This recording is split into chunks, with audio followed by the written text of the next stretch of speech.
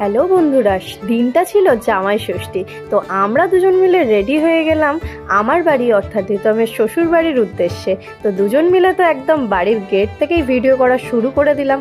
দুজন মিলে বেশ আনন্দ করেই যাচ্ছিলাম আমার বাড়ির উদ্দেশ্যে। তারপর তো পাশের পাড়াই আমার বাড়ি, তো দুজন মিলে বেশ ভালোই ভিডিও টিডিও করে বাড়িতে গিয়ে একদম উপস্থিত হয়ে গেলাম। তারপর গিয়েই সোনার সাথে দেখা, বসে গেলাম, আশীর্বাদ পর্ব শুরু। এই যে বড় জামাইকে আশীর্বাদ করা হয়ে গেল, এবার তো ছোট জামাইয়ের পালা, ছোট জামাইকেও আশীর্বাদ করা হয়ে গেল।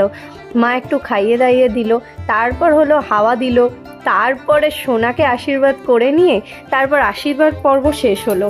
তারপর তো গিফট দেওয়ার পর্ব শেষ হলো। তারপর গপু সোনার সাথে কটা ছবি তুলে মাকে মিষ্টির হাঁড়ি ধরিয়ে দিয়ে সোজা চলে গেলাম আমরা টিফিন করতে। টিফিনে ছিল লুচি আর আলুর দম। তারপর তো দুপুরবেলা দিদির হাতে স্পেশাল বিরিয়ানি। তো মাও একটু রান্না বান্না করছে, আমি একটু ফোন ঘাঁটছিলাম, সোনা টিভি দেখছিল। 1 hour later. তারপর সোজা চলে গেলাম দুপুরের খাবারের উদ্দেশ্যে। দুপুরে খাবারে ছিল মটন বিরিয়ানি, চিকেন চাপ আর পনির পাসিন্দা। দুই জামাই মিলে সুন্দর করে খাওয়া দাওয়া করছে। তো একটু জিজ্ঞাসা করা যাক কেমন হয়েছে। তো রিতম তো বলল দারুণ খেতে হয়েছে। এবার সবার খাওয়া দাওয়ার পর্ব শেষ হওয়ার পর শুরু হবে আমাদের খাওয়া দাওয়ার পর্ব। তারপর ছিল মটকা কুলফি।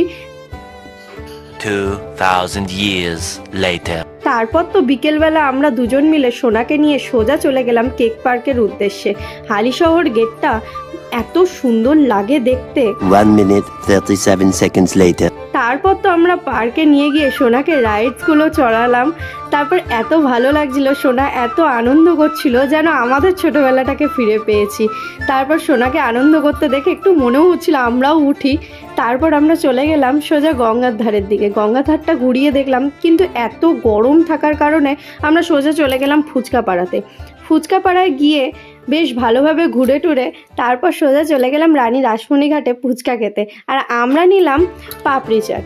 পাপড়ি চাট খেয়ে ব্লগটা আজকে এইটুখানি। তো আবার দেখা হচ্ছে বন্ধুরা, বাই।